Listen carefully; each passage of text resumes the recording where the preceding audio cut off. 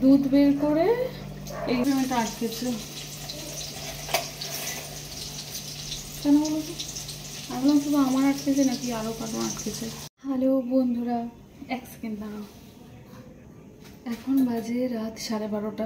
ভালোবাসা যে কি জিনিস না, সে এক মধুর জিনিস। যে ভালোবাসে সেই জানে। কারণ আমি তোমাদের অনেকবার বলেছি যে আমি রুটি করি না, আমি রুটি করি না। হ্যাঁ, আমি রুটি করি না, একটি মেয়ে রুটি করে। তো এবার বৃষ্টি হয়েছে, হলো না ঝড়, তো সেজন্য তো আমি ভাবলাম যে ঠিক আছে, তো আজকে তাহলে আমি করি, কারণ বৃষ্টির মধ্যে ওর পক্ষে হয়তো সম্ভব না। তো সেই ভেবে আমি কি করি, রুটি করিনি, আমার বরকে বললাম আমি ভাত বানাবো। তো ও যথারীতি বললো আচ্ছা ঠিক আছে বানিও। তো আমি এই কথাটা আমি ওর দিকটা ভাবছি যে ঝড় জল বৃষ্টিতে মেয়েটা সম্ভব না। তো আর ও সেই সময় মানে ও কীরকম দেখো, ও কিন্তু আমাদের কথা ভাবছে। ও ফোন করেছে, করে বলছে যে দিদি দাদা তো বেরোবে, দাদা বেরোলে তো আমাদের এই দিকটা আসতে বলো না। তাহলে কি হয়েছে, মা তো আমাদের ঘরে রুটি করছে, মানে ওদের বাড়ির ফ্যামিলি মেম্বারদের বাড়িতে খাওয়া রুটি করছে। তো তাহলে কি করব, তো মাকে বলছি তোমাদের কটা রুটি করতে, আমি আর জলে যাচ্ছি না, দাদা যদি এদিকে আসে আমাদের বাড়ির দিকে একটু আসতে বলো, আমি রুটিটা গেটের মুখে গিয়ে দিয়ে দিচ্ছি। তো আলাম না না থাক, আমি ভাত বানাচ্ছি, আমি ভাত খাবো। তো সেই বলে আমি ফোনটা রেখে দিয়েছি। তো আমার বর বলল যে একটা কিছু শিক্ষা পেলে, ফোনটা রেখে আমাকে বলছে। আমি না অতটা মানে ব্যাপারটা এটা বুঝিনি যে শিক্ষা পাওয়ার কথা বলছে। আনলাম কি শিক্ষা, কিসের কথা বলছো? বলছে এই যে ভালোবাসাটাই সব, টাকা দিয়ে কিন্তু ভালোবাসা হয় না। ও খুব সত্যি কথা। এই কটা রুটি যদি আর টাকার কথা বলি, টাকাটা খুবই সামান্য, টাকাটা কোনো ম্যাটারই না। এই যে এই ভালোবাসাটার কাছে ও যে টাকাটাই দেয় সেটা কোনো টাকা না, টাকাটা খুবই সামান্য, এটাই সত্যি কথা। আমার পরবর্তী সেটাই যে ওদের বাড়িতে ফ্যামিলি মেম্বারদের যে রুটি হচ্ছে সেই রুটি থেকে মানে আরেকটু রুটি ওদের সাথেই বানিয়ে আমাকে দিয়ে দেবে, তা আমাকে করতে হবে না। মানে ভালোবাসাটা দেখো। আর ও সত্যি মেয়েটি, আমি বুঝি তো মানে ভালোবাসে একটা, ও আমার না একটা মায়ের বাঁধনে পড়েছে, আমিও পড়েছি। মানে সত্যি আমি মেয়েটাকে ভালোবাসি, বড্ড ভালোবাসি। আমি তাই বলি যে ওর বিয়ে হয়ে গেলে ওকে শ্বশুর বাড়ি থেকে এসেও রুটি করে দিয়ে যেতে হবে, তরকারি করে দিয়ে যেতে হবে। তরকারিটা বেশিরভাগ খুব একটা না, তো রুটিটা রোজই। তো সেই জায়গায় আমার পর সেটাই বললো যে ওরা না ভালোবাসে, জানো তো, এটা হলো ভালোবাসা।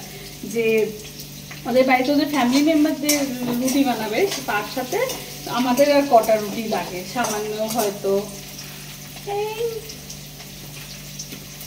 8-10টা, 8টা রুটি। তো আমার পর খুব ভালো তরকারি হলে 4টে, আমি 2টো, 3টে আর 1টা। তো সেই আমাদের ওই কটা রুটিই লাগে। তো সেই জন্য ও সেটাই বলছে যে এটাকে বলে ভালোবাসা, বুঝলে, এটা টাকা দিয়ে পাওয়া যায় না। তাহলে সত্যি এর কাছে এইটা হচ্ছে ভালোবাসা। যে ঝড় জল বৃষ্টি হচ্ছে বলে ও তো বানাবে না, স্ট্রিক্টলি ফোন করে বলেই দিতে পারতো যে দিদি আজ হ্যান ত্যান, কিছু একটা বলেই দিতে পারতো যে বৃষ্টি হচ্ছে থাকে হ্যান ত্যান। আমিও তাহলে সেটা মানতাম ডেফিনেটলি। আমিও আগে থেকে ভেবেছি যে এত বৃষ্টিতে সম্ভব না, এত জলসজ্জা মেরে তো সম্ভব না। কিন্তু ও ওই জায়গায় দাঁড়িয়ে ভাবছে যে আমাদের বাড়ির রুটির সাথে মা করে দিলে, দিদিকে বলি ফোন করে যে দাদা যদি এদিকে আসে আমাদের বাড়ির দিকে, এটা না সত্যি ভালোবাসা, এটা ভালোবাসা যে সে মনে তো করেছে। আলাম না, আমি তো জানি না, আমি ভাত মানে বসাবো বলে সব কিছু প্রিপারেশন করে ফেলেছি, না হলে আমি ইয়ে করতাম, দাদা ওদিকে গেলে নিয়ে নিত তোমার বাড়ি থেকে, বাইরে থেকে। সেটাই এরে কয় ভালোবাসা, ভালোবাসার দাম কোটি টাকা, বললেও কম হবে বলো।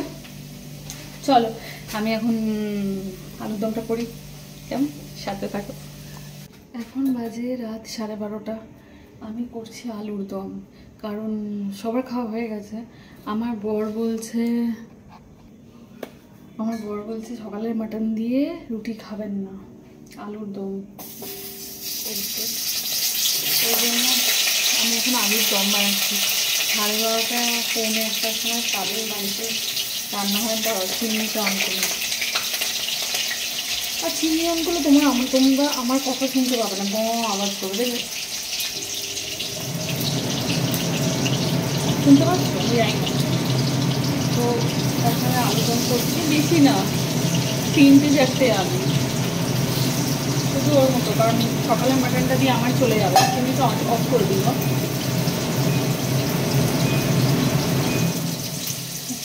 কারণ তোমরা কত সুন্দর বলো, এই জন্য অল্প রসুন, করার নেই, অল্প করে দিই। দাঁড়াও। ও আর একটা কথা, যারা ওয়াইটি করো তারা তোমরা এই মাসে পেমেন্ট পেয়ে গেছো গো? যদি পেয়ে গিয়ে থাকো আমাকে একটু জানিও তো। আমার এই মাসে পেমেন্টটা কেন আটকালো জানি না, এই মাসে পেমেন্টটা আটকেছে কেন বলো তো? ভাবলাম শুধু আমার আটকেছে নাকি আরও কারো আটকেছে। দুধ বের করে, এই তোমাদের সাথে কথা বলতে বলতে ফ্রিজ দিয়ে দুধ বের করে দুধটা গরম করতে দিলাম, আমার খেয়াল নেই, মানে কথা বলতে বলতে দুধটা গরম হয়ে উতলিয়ে পড়ে যাচ্ছে। আবার গ্যাস ক্লিন করো, দুধ পড়ে গেলে না প্রচণ্ড প্রবলেম হয় এই গ্যাসটা পরিষ্কার করতে।